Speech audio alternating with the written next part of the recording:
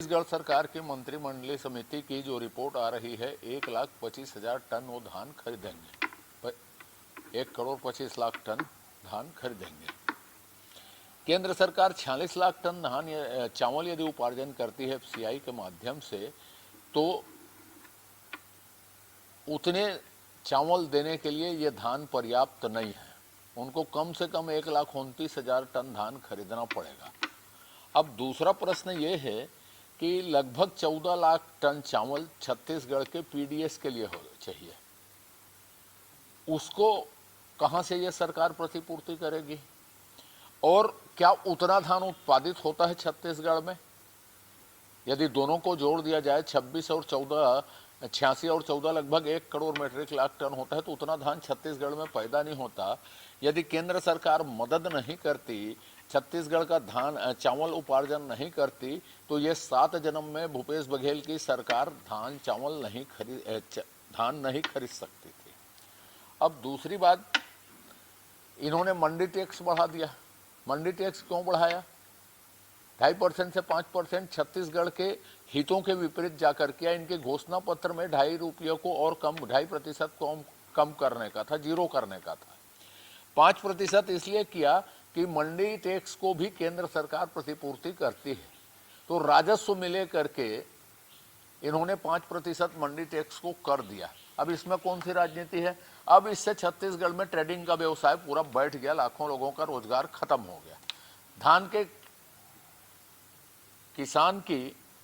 धान की कीमत अब पूरी नहीं मिलती, क्योंकि 5% मंडी शुल्क हो गया। दूसरी बात यह है कि भूपेश बघेल जी, हम ऐसा करते हैं, वैसा करते हैं, इतना लोन लेते हैं, उतना लोन लेते हैं, ये जब बात करते हैं तो एक लाइन जरूर उनको बोलना चाहिए कि केंद्र सरकार धान खरीदी में किन किन चीज़ों की प्रतिपूर्ति करती है। आपके तौल का पैसा देती है, आपके हमाली का पैसा देती है, आपके शार्टेज का पैसा देती है, आपके मंडी टैक्स का पैसा देती है, आपके ट्रांसपोर्ट का पैसा देती है, लॉजिस्टिक सपोर्ट मिलता है, और कितनी मदद होती है किस राज्य की। भूपेश बघेल की सरकार उधार लेता है। तो ये जिस दिन से मार्केट बना उस दिन से परंपरा कायम है। यदि छत्तीसगढ़ सरकार को 14 लाख टन की यदि जरूरत है, तो बाकी धान यदि चावल नहीं खरीदती केंद्र सरकार, तो ये क्या करते? तो इसलिए इनको कोई श्रेय दूसरे को ना मिले, दूसरी पार्टी को ना मिले, इसके लिए राजनीतिक उपाय ये करते रहते हैं, राजनीतिक आरोप लगाते रहते हैं। मैं छत्तीसगढ़ के धान को खरीदने के लिए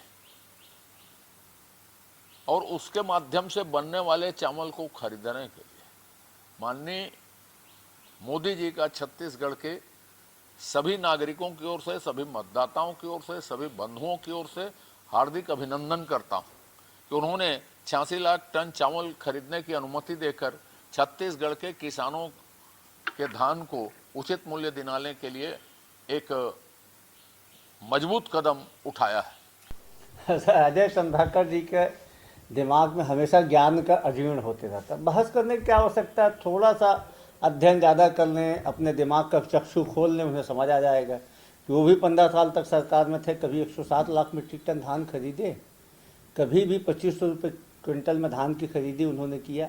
कितने किसानों का कर्जा माफ़ किया? 15 साल तक 15,000 से किसानों ने आत्महत्या किया था। आज छत्तीसगढ़ की कांग्रेस की सरकार के प्रति किसानों का भरोसा बढ़ा है, युवाओं का भरोसा बढ़ा है, महिलाओं का भरोसा बढ़ा है, अनुसूचित जाति, अनुसूचित जनजाति के लोगों का भरोसा बढ़ा है, मुख्यमंत्री के प्रति जनता का भरोसा बढ़ा है।